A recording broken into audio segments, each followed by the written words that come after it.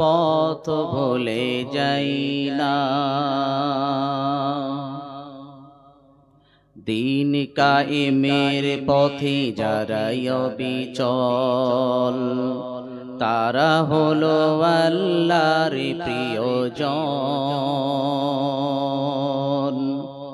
দিন কায়েমের পথে যারা অবিচল, তারা হলো আল্লাহর প্রিয়জন। বাতিলের কাছে যারা হার মানে না, সংগ্রাম করে যায় অমরণ। হেরার আলোতে যার হৃদয় রঙিন, হাতে আল কোরআনের দীপ্ত সঙ্গীন। হেরার আলোতে যার হৃদয় রঙিন, হাতে আল কোরআনের দীপ্ত সঙ্গীন। সত্যের পথে যারা নিবেদিত প্রাণ, সত্যের পথে যারা নিবেদিত প্রাণ, শত্রুকে কভু ভয় পাই না। যাদের হৃদয়ে আছে আল্লাহর ভয়, তারা কভু পথ ভুলে যায় না, তারা কভু পথ ভুলে যায় না।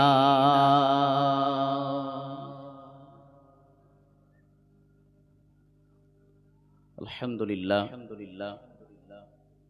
আজকে পাকুড় ঝিকরহাটি জামিয়াতুস সালাফিয়া রিয়াজুল উলুম সভাপতি ফজলুল শেখ আমিরুল ইসলাম নজমি হাফিজাহুল্লাহ, আল্লাহ তাআলার নিকটে দোয়া করি আল্লাহ তাআলা আমার উস্তাদকে হায়াতে তাইয়্যিবা সিহাতে কুল্লিয়া দান করেন, আল্লাহুম্মা আমিন। এবং মঞ্চোপবিষ্ট এই জামিয়ার মুহাদ্দিসিন ইকরাম, মুদাররিসগণ, যারা এই মাদ্রাসায় এই জামিয়ায় দিন রাত আমাদের মতো আলিম ওলামা তৈরি করার পিছনে যারা কাজ আঞ্জাম করে যাচ্ছেন, তাদের জন্য দোয়া করি আল্লাহ তাআলা সমস্ত আসাতেজাকে যেন হায়াতে তাইয়্যিবা সিহাতে কুল্লিয়া দান করেন, আল্লাহুম্মা আমিন। আমার সম্মুখে বসে থাকা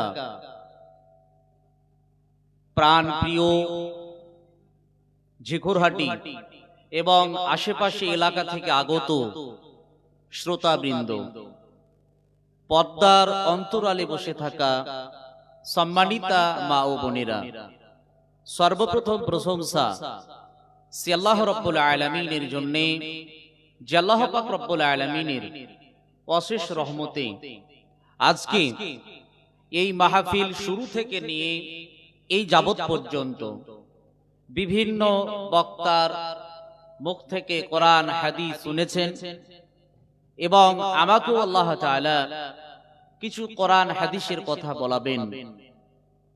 এই যে ধৈর্য ধরে আল্লাহ তাআলা শোনার তৌফিক দিয়েছেন, আল্লাহ তাআলা শুকরিয়া কৃতজ্ঞতা আদায় করি। আমরা পুরুষেরা সকলেই অন্তরের অতল স্থল থেকে উচ্চ কণ্ঠে বলি আলহামদুলিল্লাহ। সম্মানিত উপস্থিতি, আমি মহাগ্রন্থ কোরআনুল কারীমে সূরা ইব্রাহিম 14 নম্বর সূরার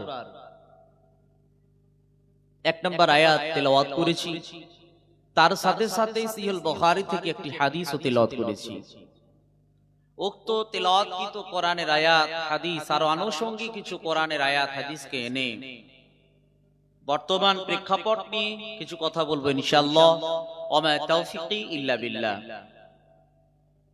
তবে আমাদেরকে স্মরণ রাখতে হবে আজকের এই মাহফিল, আজকের এই সভা মূলত এই জামিয়ার উন্নতি কল্পে। আপনাদের দানকৃত টাকা পয়সা দিয়ে এই জামিয়ায় কোরআন হাদিসের এই ইলম জ্ঞান পাঠদান করা হয়, আর এখান থেকে আলিম ওলামা তৈরি হয়ে বিভিন্ন মসজিদ মাদ্রাসা দাওয়াতি ময়দানে ফিল্ডে কাজ করে। মূলত আমরা যে দিন কে মেনে চলি সে দিনের নাম কি? ইসলাম। এই দিন ইসলামে এর প্রচার প্রসার করার ক্ষেত্রে মহান রব্বুল আলামিন যুগে যুগে কালে কালে নবী ও রাসূলদের আগমন ঘটিয়েছেন। আদম আলাইহিস সালাতু ওয়াস সালাম থেকে নিয়ে আমাদের শেষ নবী নবী মুহাম্মদুর রাসূলুল্লাহ সাল্লাল্লাহু আলাইহি ওয়াসাল্লাম পর্যন্ত নবী ও রাসূলদের আগমন ঘটিয়েছেন।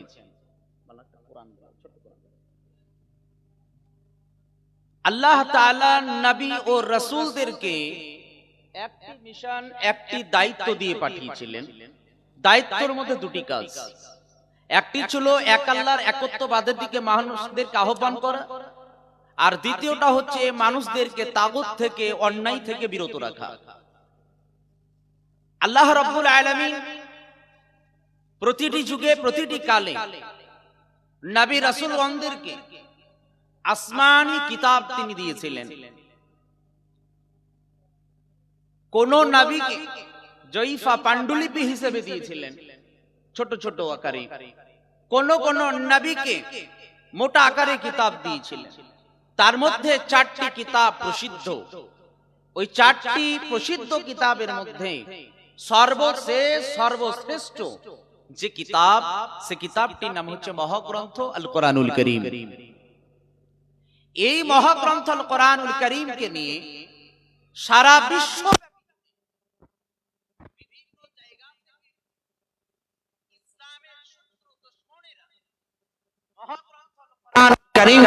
কখনো কখনো অভিযোগ তুলে আসে না নাই।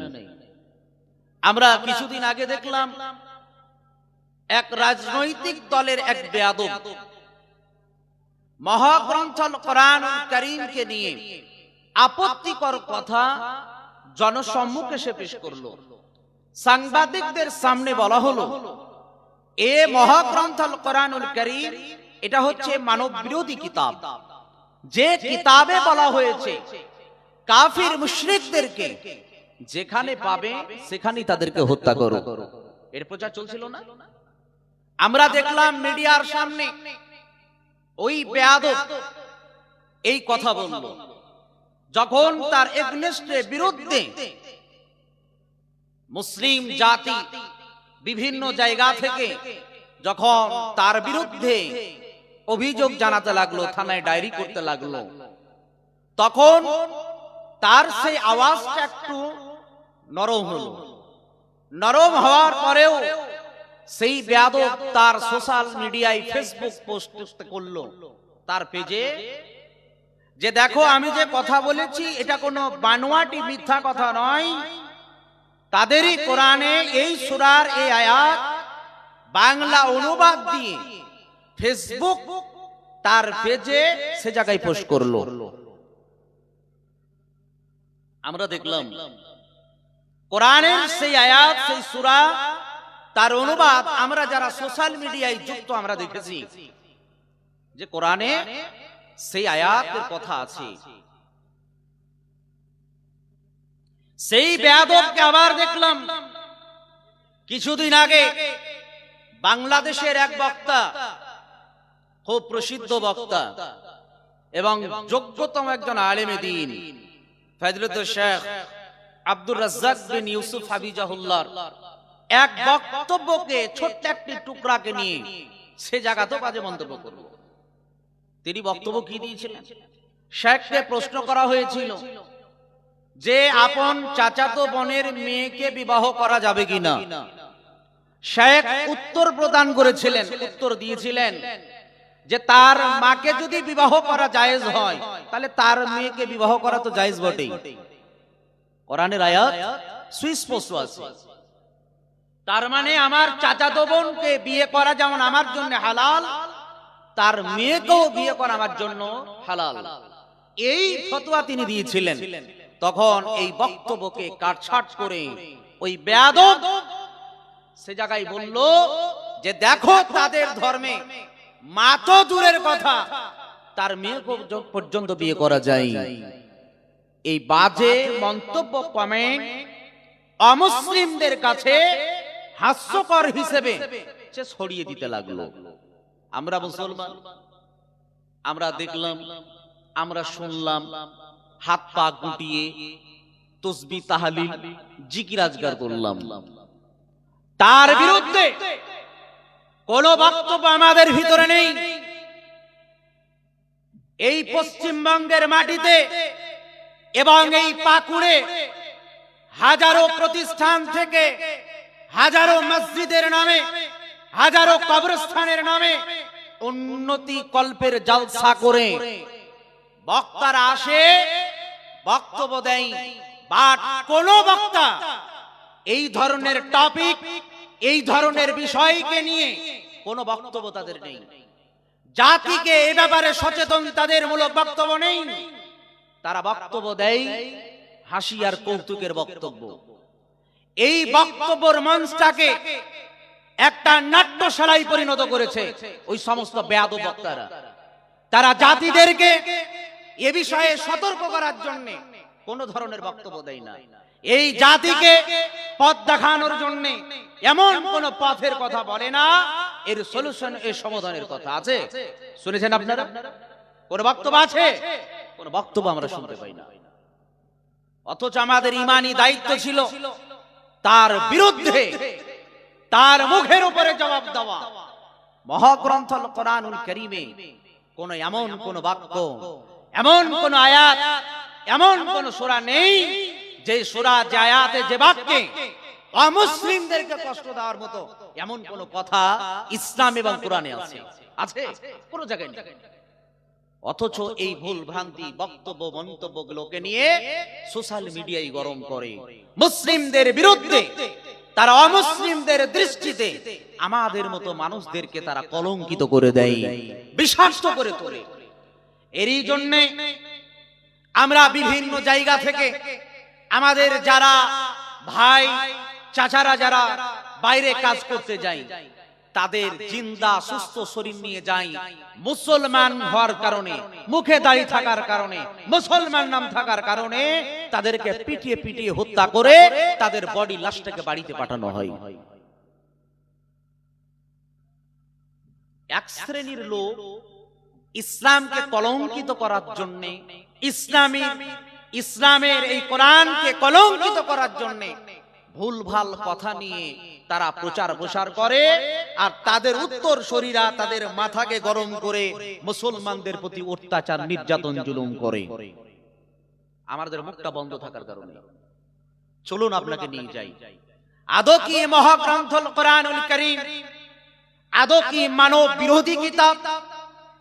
আদৌ কি কোরআনে এমন কোন বাক্য, এমন কোন আয়াত, এমন কোন নির্দেশমূলক কথা আছে? কোথাও নেই। মহাগ্রন্থ কোরআনুল কারীম নাজিল অবতীর্ণ এমন এক সময় হয়েছে, সেই সময়ের কথাগুলো আপনাদেরকে জানাই। মহাগ্রন্থ কোরআনুল কারীম নাজিল হয়েছে এক সময়, যে সময়টাকে বলা হয় জাহেলিয়াত অজ্ঞতার যুগ। জাহেলিয়াত অজ্ঞতার যুগ। জাহেলিয়াত অজ্ঞতার যুগ মানে যে যুগে মানুষদের কোন নিজস্ব, তাদের কোন মান মর্যাদা ছিল না। এমন এক জাহেলিয়াত অজ্ঞতার যুগ, যে যুগে তারা ছিল অসভ্য, বর্বর। যেমন আমরা হাটে, বিশেষ করে হিরণপুরের হাট যাবেন, সেখানে দেখবেন ছাগল, গরু, মোষ, ভেড়া ইত্যাদি সে জায়গায় কেনা বেচা হয়, আছে না নাই? সেই যুগে, সেই সময় মানুষদেরকে কেনা বেচা করা হতো। এমন এক জাহেলিয়াত অজ্ঞতার একটি যুগ ছিল, যে যুগে নারীদের কোন, তাদের সতীত্বের কোনো দাম ছিল না, তাদের কোনো মান মর্যাদা ছিল না। যে যুগে নারীদেরকে ভোগ করা হতো, নারীদেরকে তারা তাদের চাহিদা পূরণের জন্য তারা নারীদেরকে ব্যবহার করত। তাকিয়ে দেখতো না এটা কার মা, এটা কার বোন, এটা কার বিবি, এটা তারা তাকিয়ে দেখতো না। এটা কার স্ত্রী, এটা তারা তাকিয়ে দেখতো না, শুধুমাত্র তাদেরকে তারা ভোগ করত। যে যুগে নারীদেরকে বেঁচে থাকার অধিকার দিত না, কন্যা সন্তান জন্মগ্রহণ করলে, যে পরিবারে কন্যা সন্তান জন্মগ্রহণ করত, সেই সময়ে সেই যুগে ওই কন্যা সন্তানগুলোকে জীবন্ত কবরস্থ করা হতো। এমন এক জাহেলিয়াত অজ্ঞতা বর্বরতার যুগে নবী করিম সাল্লাল্লাহু আলাইহি ওয়াসাল্লাম তিনি গার হীরা নামক জায়গায় ধ্যানমগ্ন ছিলেন। একটি দুইটি দিন নয়, একটি দুইটি সপ্তাহ নয়, একটি দুইটি মাস নয়, দীর্ঘ 6টি মাস সে জায়গায় তিনি ধ্যানমগ্ন ছিলেন। পরিশেষে আল্লাহ রাব্বুল আলামিন জিবরিল আলাইহিস সালাতু ওয়াস সালামের মাধ্যমে মহাগ্রন্থ কোরআনুল কারীমকে নাযিল করলেন। আল্লাহ রাব্বুল আলামিন জানালেন, ইকরা বিসমি রাব্বিকাল্লাযী খলাক খলাকাল ইনসানা মিন আলাক ইকরা ওয়া রাব্বুকাল আকরাম। আল্লাহ রাব্বুল আলামিন জিবরিল আলাইহিস সালাতু ওয়াস সালামের মাধ্যমে ইলম শিক্ষার কথা সর্বপ্রথম নবী সাল্লাল্লাহু আলাইহি সাল্লামকে বললেন, তুমি নবীকে বলে দাও ইকরা। জিবরিল আলাইহিস সালাতু ওয়াস সালাম নবী করিম সাল্লাল্লাহু আলাইহি ওয়াসাল্লামের নিকট এলেন এবং নবীজিকে বললেন পড়ার কথা। নবীজি বললেন আমি পড়তে জানি না। জিবরিল আলাইহিস সালাতু ওয়াস সালাম বিশ্ব নবীর সেনার সঙ্গে সেনাকে লাগিয়ে তিনি চাপ দিলেন, বললেন তুমি পড়ো। আবার তিনি বললেন আমি পড়তে জানি না। এভাবে কয়েক দফা হওয়ার পর নবীজিকে যখন আবার সিনার সঙ্গে সিনা লাগিয়ে চাপনটা দেওয়া হলো, নবীজি এবার পড়তে আরম্ভ করলেন, ইকরা বিসমি রাব্বিকাল্লাযী খলাক খলাকাল ইনসানা মিন আলাক ইকরা ওয়া রাব্বুকাল আকরাম আল্লাযী আল্লামা বিল কলম। আল্লাহ রাব্বুল আলামিন বললেন, হে নবী তুমি পড়ো তোমার সেই প্রভুর নামে যে রব, যে সম্মানিত রব তোমাকে সৃষ্টি করেছে। সর্বপ্রথম এডুকেশন ইলমের কথা, শিক্ষার কথা আল্লাহ রাব্বুল আলামিন নবী করিম সাল্লাল্লাহু আলাইহি সাল্লামকে বলেছিলেন। এই মহাগ্রন্থ কোরআনুল কারীমকে নিয়ে নবী করিম সাল্লাল্লাহু আলাইহি ওয়াসাল্লাম সেই আরবের বুকে, মক্কার বুকে নবী সাল্লাল্লাহু আলাইহি সাল্লাম ওই সমস্ত অসভ্য বর্বর জাহিলিয়াতের ওই যুগে অসভ্য বর্বর মানুষগুলোকে তিনি সভ্যতায় পরিণত করেছিলেন। যারা ছিল নারীদেরকে যারা ব্যবহার করত, যারা নারীদেরকে নিজের ভোগ বিলাসের জন্য ব্যবহার করত, ওই নারীদের সতীত্বের জম হয়ে দাঁড়িয়েছিলেন মানুষেরা। যারা বিশৃঙ্খলা ভাবে বসবাস করত, এই কোরআনের ইলম জ্ঞান নিয়ে তারা শৃঙ্খলাবদ্ধ ভাবে জীবন যাপন করা তারা শুরু করেছিলেন। ফলে নবী করিম সাল্লাল্লাহু আলাইহি সাল্লাম এই কোরআন দিয়ে তাদেরকে আদর্শবান মানুষ হিসেবে গড়ে তুলেছিলেন এবং সারা বিশ্বের কাছে সেই যুগটিকে সোনালী যুগে পরিণত করে তিনি ছিলেন। বলুন সুবহানাল্লাহ। এই মহাগ্রন্থ কোরআনুল কারীম নাজিল অবতীর্ণ হয়েছিল কেন? কেন কাদের জন্য কোরআন নাজিল হয়েছে? কোরআন শুধু পার্টিকুলার মুসলিম মুমিন ইমানদার ব্যক্তির জন্য নয়, সারা বিশ্ব জাহানে মানব জাতির জন্য এই মহাগ্রন্থ কোরআনুল কারীমকে আল্লাহ তাআলা তিনি নাজিল অবতীর্ণ করেছেন। আল্লাহ রাব্বুল আলামিন সূরা ইব্রাহিম 14 নম্বর সূরার 1 নম্বর আয়াতে তিনি বর্ণনা করছেন, আলিফ লাম রা কিতাবুন আনজালনাহু ইলাইকা লিতুখরিজান নাসা মিনাজ যুলুমাতি ইলান নূর। আলিফ লাম রা এটি হুরুফে মুকাত্তিআত, এর অর্থ আল্লাহু আ'লাম, আল্লাহ বেশি ভালো জানেন। তারপর আল্লাহ রাব্বুল আলামিন বললেন, কিতাবুন আনজালনাহু ইলাইকা, হে নবী মুহাম্মদ সাল্লাল্লাহু আলাইহি ওয়াসাল্লাম তোমার প্রতি যে কোরআনকে নাজিল অবতীর্ণ করেছি, আমি মহাগ্রন্থ কোরআনুল কারীমকে তোমার প্রতি নাযিল অবতীর্ণ করেছি কেন শুনে নাও, লিতুখরিজান নাসা মিনাজ যুলুমাতি ইলান নূর। আমি কোরআনকে নাযিল অবতীর্ণ করেছি, তুমি এই কোরআন দিয়ে আমার আদেশক্রমে মানুষদেরকে জুলুমাত থেকে, অন্ধকার থেকে নূর জ্যোতির দিকে, তাওহীদের দিকে তুমি ফিরিয়ে আনবে।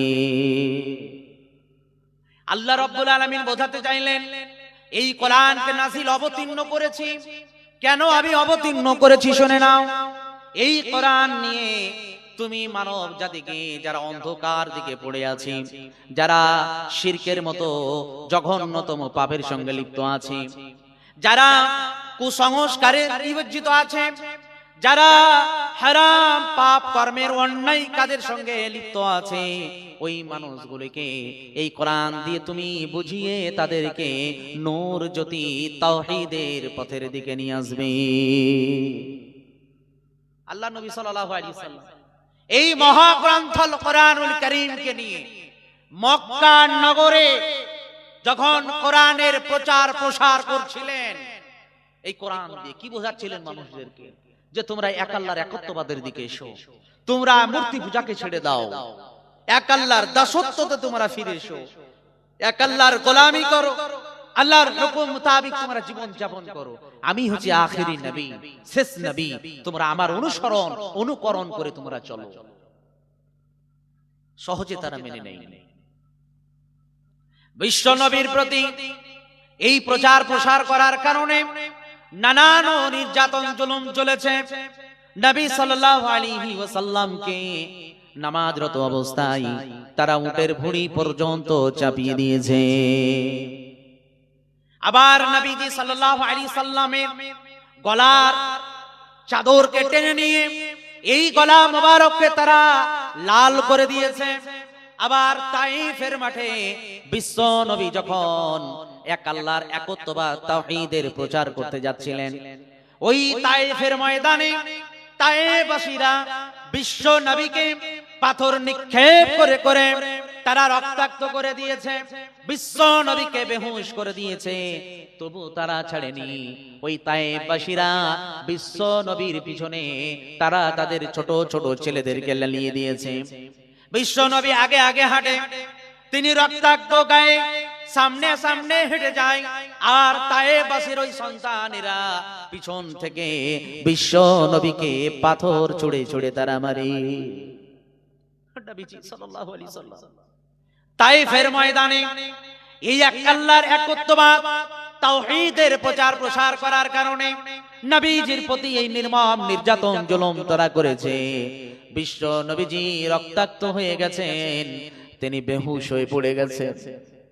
এমন এক সময় মহা রব্বুল আলামিন ফেরেশতাদেরকে পাঠালেন, আমার প্রিয় হাবিবের কাছে যাও।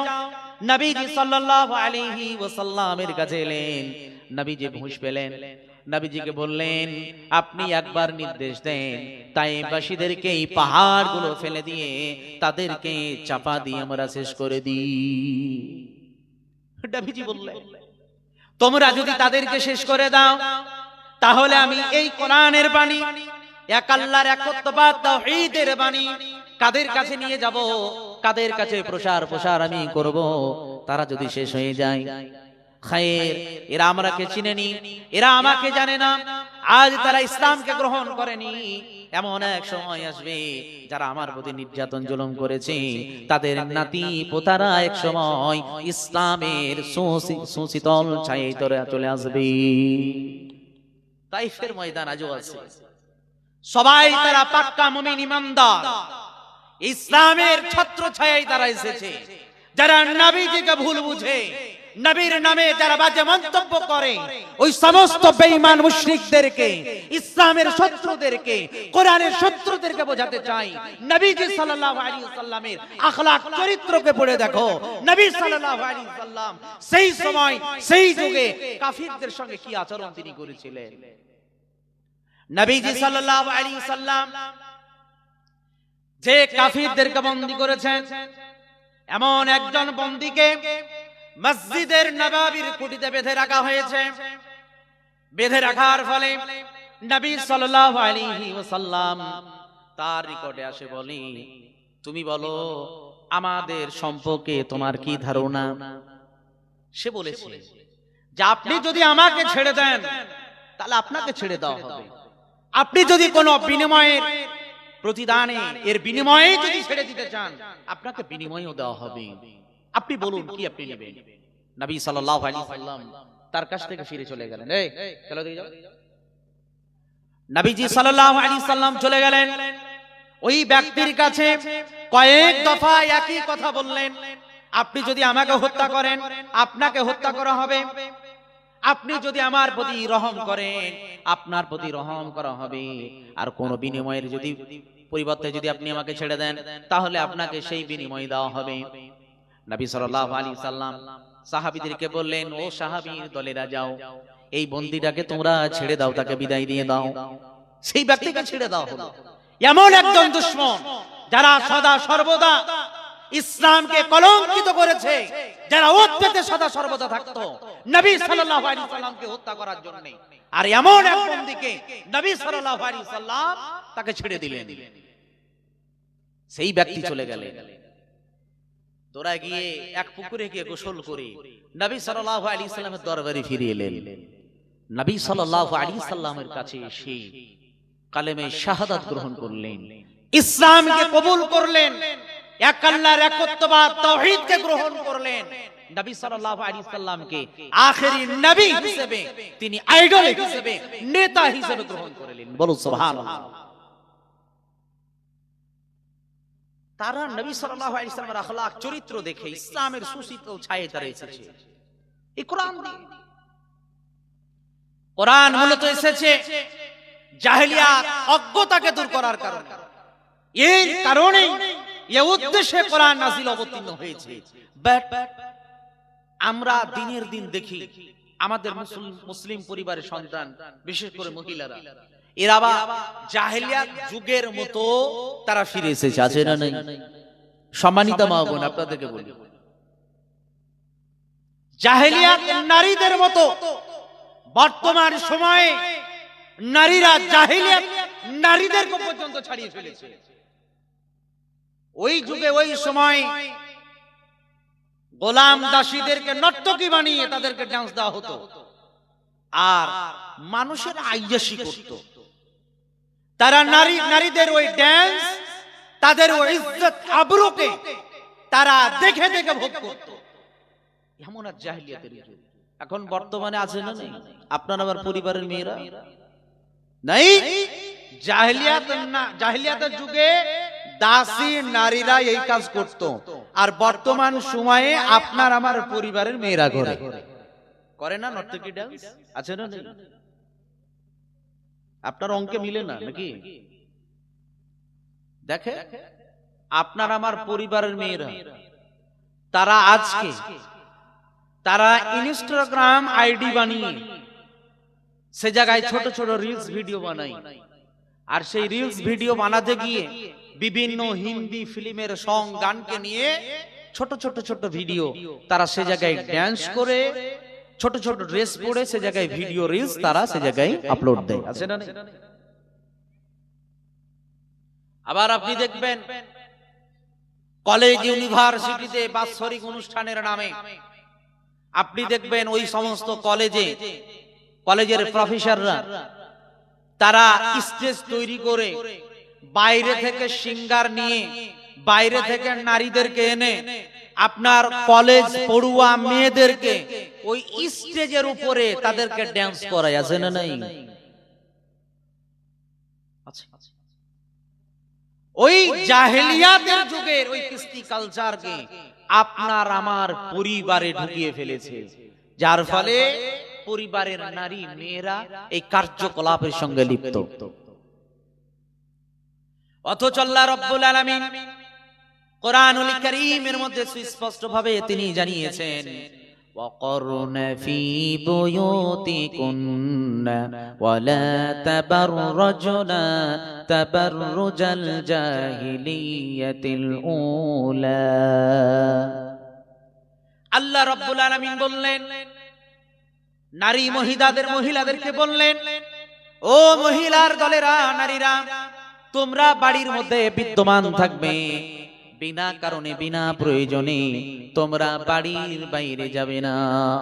আর জাহিলিয়াত নারীদের মতো নিজেদেরকে প্রদর্শন করে বেড়াবে না। আচ্ছা না, নারীরা বিনা কারণে বিনা প্রয়োজনে বাড়ির বাইরে যাবে না, বাড়িতে থাকবে।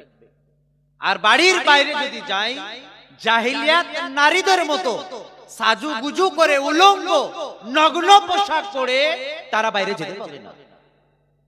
এখন দেখেন আপনার আমার বাড়ির পরিবার নারীদেরকে, আজকে এই জামিয়ায় এই মাহফিল সুন্দর ঘেরে ঘুরে ব্যবস্থাপনা করা আছে।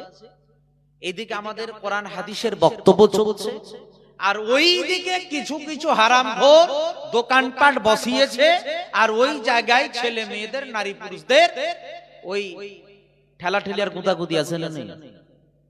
আছে না নাই? তাহলে এই যে কার্যকলাপ জাহেলিয়াত নারীদের মতো বিনা কারণে বিনা প্রয়োজনে তারা ওই বাজারে ঘোরাঘুরি করছে, তাহলে বলেন এটা জাহেলিয়াত নারীদেরকে পর্যন্ত ঝাড়িয়ে ফেলেছে। এই জায়গায় বসে কোরআন হাদিসের কথা শোনার সুন্দর ব্যবস্থাপনা করেছেন কর্তৃপক্ষরা, আর তারা সে জায়গায় কি করছে? ওই জায়গায় তারা জেনার মতো জায়গায় ওই জায়গায় জেনা করে বেড়াচ্ছে।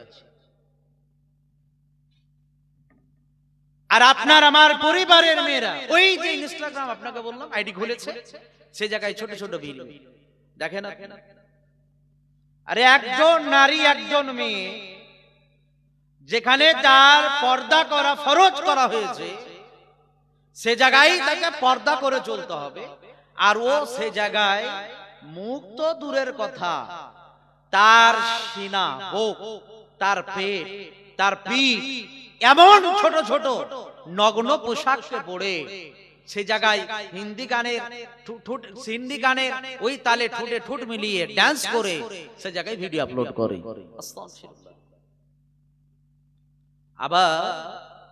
আবার কি করে, ওটাকে পোস্ট করার পরে ওর কমেন্ট বক্সে যায়, একটু পর পর গিয়ে চেক করে কে কি কমেন্ট করেছে, আছে না? আরে এটা তো আছে আছে, অনেক ছেলেকে দেখি ও জায়গায় আবার কমেন্ট করে, তার ওই ডান্স দেখে, তার ওই পিকচার ছবি দেখে সে জায়গায় বলে মাশাআল্লাহ, সে জায়গায় লিখে সুবহানাল্লাহ। তাহলে ভাই নাউজুবিল্লাহ কোন জায়গায়? যদি ওই নগ্ন পোশাকের ছবি, নগ্ন পোশাকের ওই গান হারাম শুনে যদি আপনার মাশাআল্লাহ হয়, তাহলে নাউজুবিল্লাহ কোন জায়গায়? বাবার বিষয় না, বড় আফসোসের বিষয়। ও ভাইকে বলছি, মনে রাখবেন এই দুনিয়ার জীবন ক্ষণস্থায়ী জীবন, পরকালে পাড়ি দিয়ে আমাদেরকে যেতে হবে।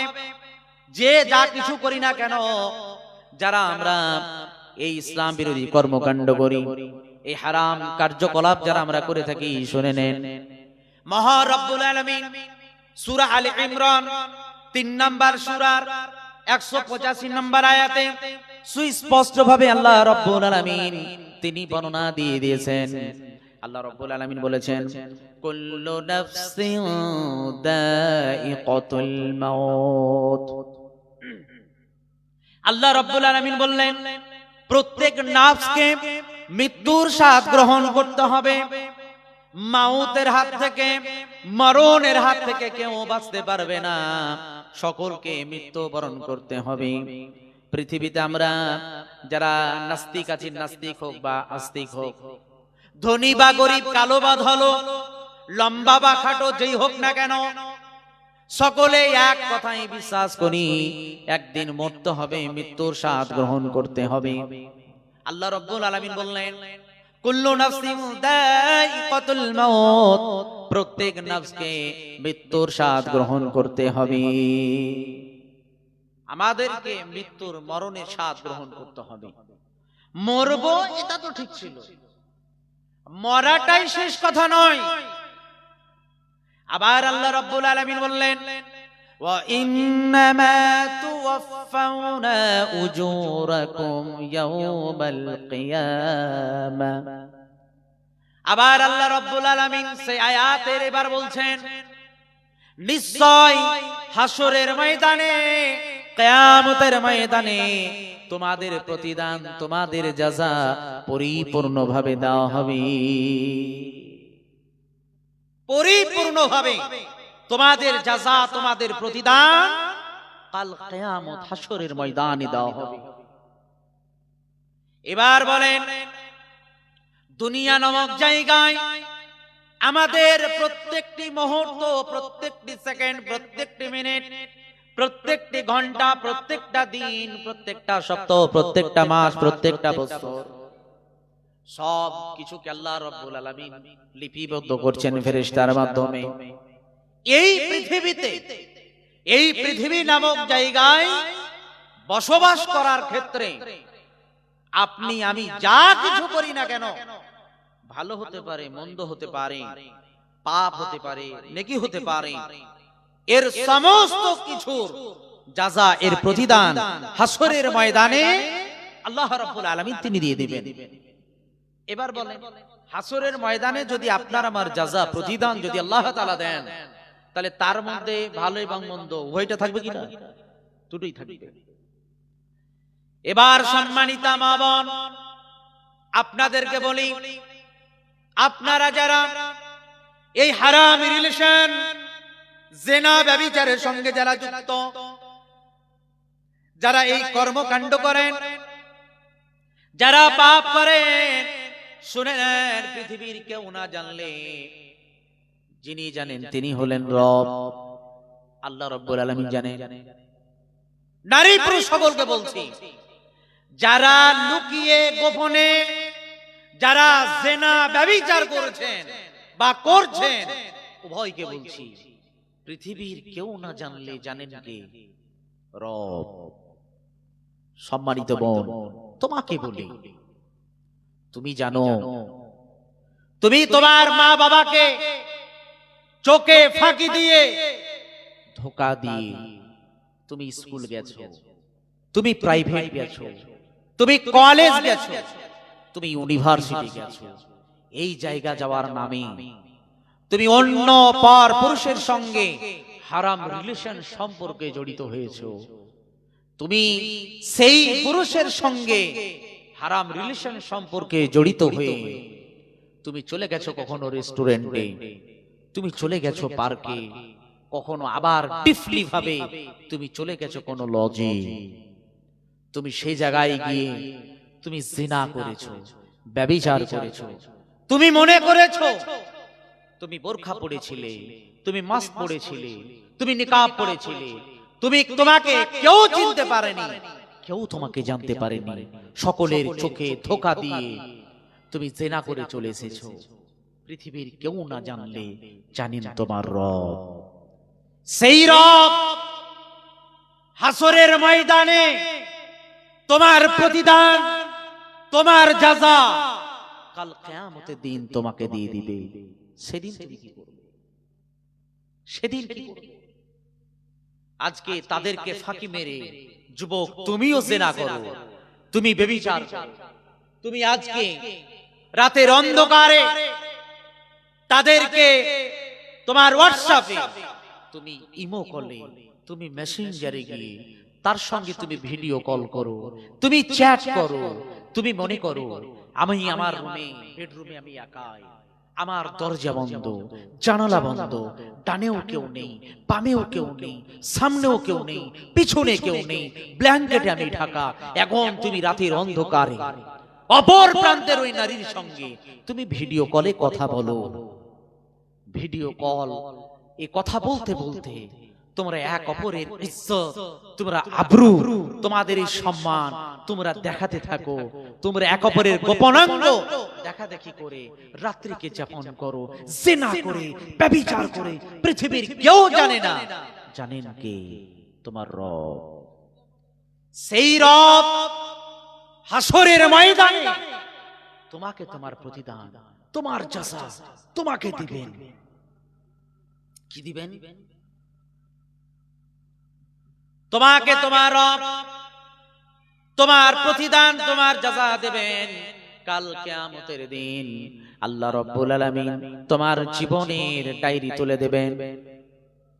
তুমি সারা জীবন ভর তোমার বালেগ হওয়া থেকে নিয়ে মৃত্যুর আগে মুহূর্ত পর্যন্ত এই সময়ে তুমি যা কিছু করেছো, যা কিছু তুমি করেছো, প্রত্যেকটি সেকেন্ড প্রত্যেকটি মুহূর্ত লিপিবদ্ধ করেছেন কিরামিন কাতিবিন, দুইজন ফেরেশতা।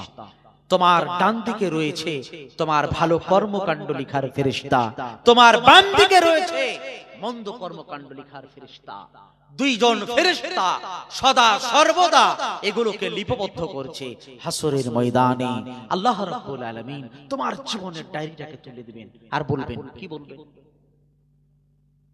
আল্লাহ রাব্বুল আলামিন বলবেন, ইকরা কিতাবাকা কাফা বিনাফসিকাল ইয়াওমা আলাইকা হাসিবা। আল্লাহ রাব্বুল আলামিন জীবনের ডায়েরি, তোমার জীবনের নোটবুকটাকে ধরিয়ে দিয়ে বলবেন, তুমি পড়ো তোমার আজকের দিন, তোমার জীবনের ডায়েরি তুমি পড়ো, আর তোমার নিজের হিসাব নিকাশ তুমি আজকে বুঝে নাও। তুমি বুঝে নাও। ওই জীবনের ডায়েরি যখন তোমার হাতে থাকবে, জীবনের ডায়েরিটাকে যখন উল্টিয়ে দেখবে, এমন এক জীবনের ডায়েরি যে ডায়েরিতে ছোট থেকে ছোট, বড় থেকে বড় সমস্ত কিছুকে লিপিবদ্ধ করে দিয়েছেন আল্লাহ তাআলা ফেরেশতার মাধ্যমে, কোন কিছুকে তিনি ছাড় দেননি। কেন আল্লাহ রাব্বুল আলামিন বলেছেন, فمن يعمل مثقال ذرة خيرا يره ومن يعمل مثقال ذرة شرا يره। আল্লাহ রাব্বুল আলামিন বললেন, তুমি যদি পৃথিবী নামক এই জায়গায় যারা অনুপরিমাণ কোন ভালো কাজ করে থাকো, হাসরের ময়দানে ওই আমলের বিনিময় তুমি পেয়ে যাবে। আর যারা অনুপরিমাণ কোন মন্দ খারাপ কাজ করে থাকো, সেটাও তুমি হাসরের ময়দানে পেয়ে যাবে। সব কিছুকে আল্লাহ তাআলা তিনি জীবনের ডায়েরি, এই জীবনের ডায়েরিতে তিনি লিপিবদ্ধ করে দিবেন। সব কিছু সে জায়গায় থাকবে। কি জবাব দিবে তুমি আল্লাহকে? পৃথিবীর কেউ যদি না জানে, জানেন যিনি, তিনি হচ্ছেন আমাদের রব আল্লাহ তাআলা। এর জন্য বলি, পৃথিবী না জানো আমি তো জানি, পৃথিবী না জানো আমি তো জানি, আমি কি পাপ করেছি হায়। পৃথিবী না জানো আমি তো জানি, আমি কি পাপ করেছি হায়। আমারি পাপের করলে বিচার, বাঁচার আমার নাই উপায়। ও গো দয়াময়, মাফ করো আমায়।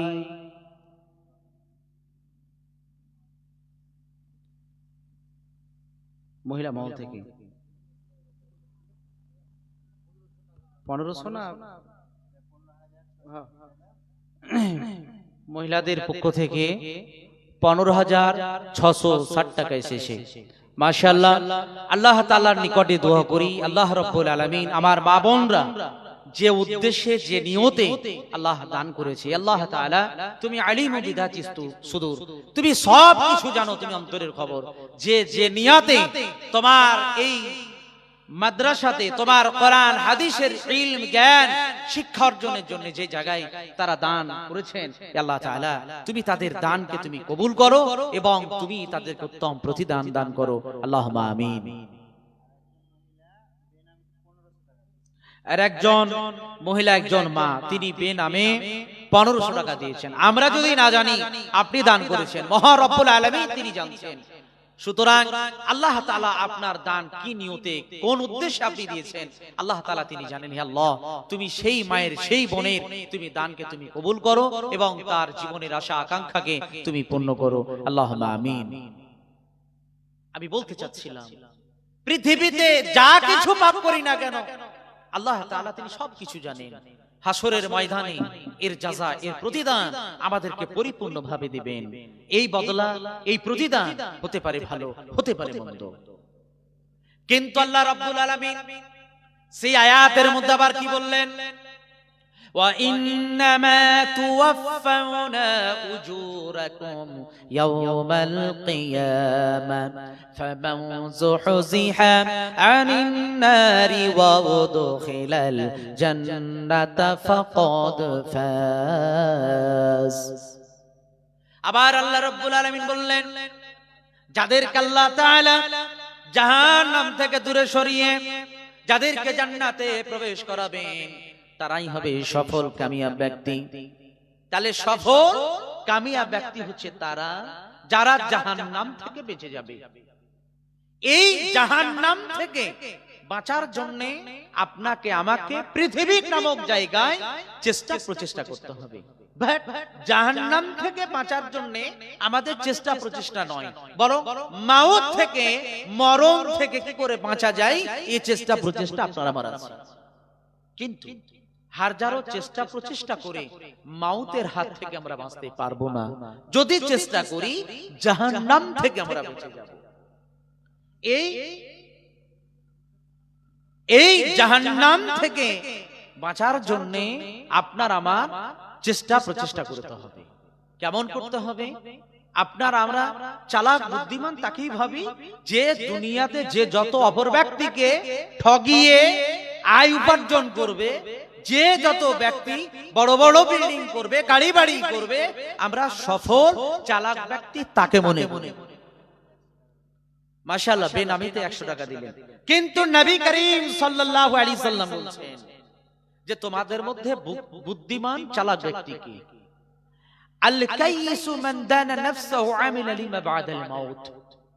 তোমাদের মধ্যে ওই ব্যক্তি চালাক বুদ্ধিমান যে ব্যক্তি চিন্তা ভাবনা করে, গৌর ফিকির করে নিজকে নিয়ে আমার মরণের পর কি হবে, এই চিন্তা চেতনা নিয়ে যে ব্যক্তি পরকালের জন্য প্রস্তুতি গ্রহণ করে ওই ব্যক্তি হচ্ছে চালাক এবং বুদ্ধিমান। তাহলে পরকালের জন্য প্রস্তুতি আপনাকে আমাকে দুনিয়া নামক জায়গায় নিতে হবে। এই জায়গায় প্রস্তুতি নিতে গেলে আপনার আমার জীবনে 5 ওয়াক্তের সালাত নামাজ থাকতে হবে, আপনার আমার জীবনে কোরআনের তেলাওয়াত থাকতে হবে, জিকির আজকার থাকতে হবে, দান খয়রাত থাকতে হবে। এবার আমি শেষ হাদিস দিয়ে আমি কয়েক মিনিটের মধ্যে বক্তব্য শেষ করব। বলেন, আমরা মানুষেরা আমরা দাবি করি বাড়ি আমার, গাড়ি আমার, ব্যাংক ব্যালেন্স আমার, আছে না নাই? আমরা দাবি করি, কিন্তু প্রকৃতপক্ষে আপনার আমার সম্পদ কোনগুলি? নবী সাল্লাল্লাহু আলাইহি সাল্লাম কি বলেছেন? বিখ্যাত সাহাবী আবু হুরায়রা রাদিয়াল্লাহু তাআলা থেকে বর্ণিত, তিনি বলেন নবী করিম সাল্লাল্লাহু আলাইহি সাল্লাম বলেছেন যে ইয়াকুলুল আবদু মালি মালি, বান্দা মানুষেরা বলে সম্পদ আমার, বাড়ি আমার, গাড়ি আমার, ব্যাংক ব্যালেন্স আমার, ওটা আমার, ওটা আমার। মানুষেরা এটা দাবিদার, তারা দাবি করে। নবী সাল্লাল্লাহু আলাইহি সাল্লাম বললেন ওয়াইন মালু মিন মালি সালাস, প্রকৃতপক্ষে সম্পদ তোমাদের হচ্ছে 3টি। প্রকৃতপক্ষে সম্পদ হচ্ছে তোমাদের 3টি। 1 নম্বরে বলেন মা আকালা ফাফনা, যেটা তোমরা খাও পান করো এটা তোমার। আও লাবিসা ফাবিলা, যেটা তোমরা ইউজ ব্যবহার করো, পরিধান করো, এটাও তোমাদের। এটা এক সময় বিলুপ্ত হয়ে যাবে, শেষ হয়ে যাবে। ওয়া উতিয়া ফাকতানা, আর যেটা তোমরা আল্লাহর রাহে, আল্লাহর সন্তুষ্টির জন্য যেটা তোমরা দেবে এটা তোমাদের সম্পদ। আমরা 1 নম্বর দুনিয়াতে খাই পান করি, এটা দুনিয়া নামক, যতদিন জীবিত আছি খাই পান, এটা আমাদের দুনিয়াতেই শেষ।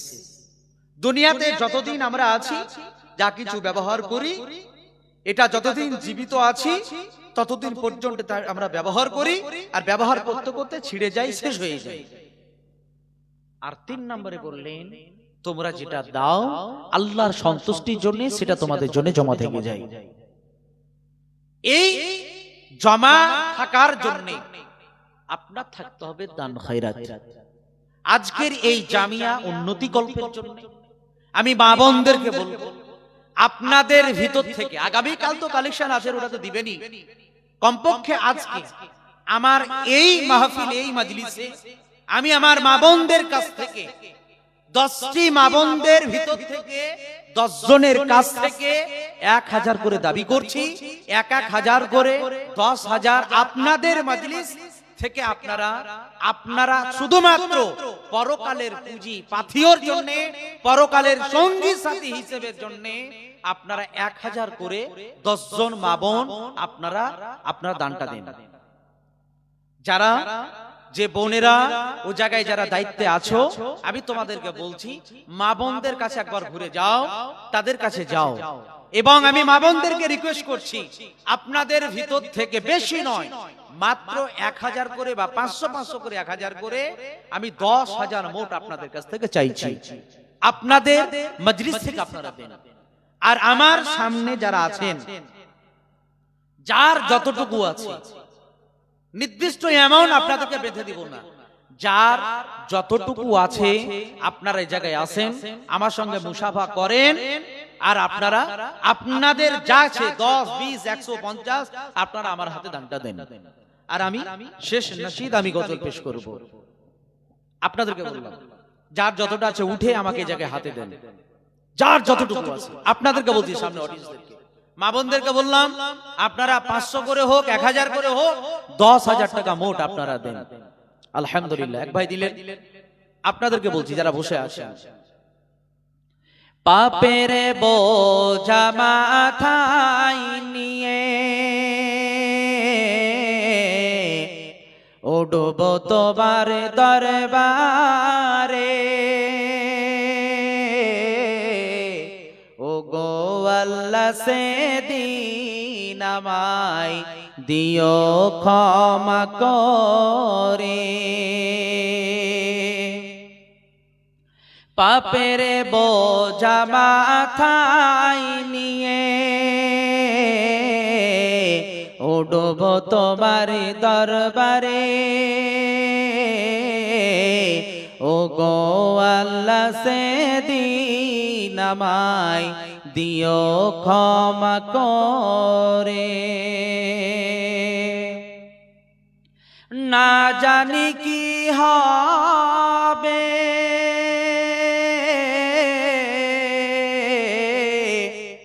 না জানি কি হবে সেদিন যাব যেদিন গোরে,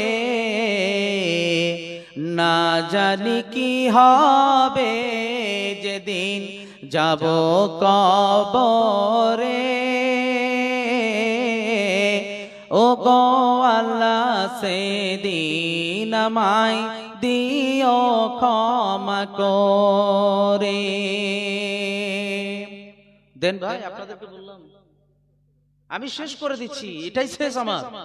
যে যা পারবেন 10, 20, 50 যা আছে আমার হাতে দেন, আমি শেষ দোয়া দিয়াবো ইনশাআল্লাহ। গান বাজনাই মেতে ছিলাম, নামাজ না পড়েছি, গান বাজনাই মেতে ছিলাম, কোরআন না পড়েছি, ও গো আল্লাহ সেদিন আমার হবে কি, যাব যেদিন কবরে, পাপের বোঝা মাথায় নিয়ে উঠব তোমার দরবারে, ও গো আল্লাহ সেদিন আমায় দিও ক্ষমা করে। গান বাজনায় মেতেছিলাম, রোজা না রেখেছি। ও গো আল্লাহ সেদিন আমার হবে কি, যাব যেদিন কবরে, পাপের বোঝা মাথায় নিয়ে উঠব তোমার দরবারে। ও গো আল্লাহ সেদিন আমায় দিও ক্ষমা করে।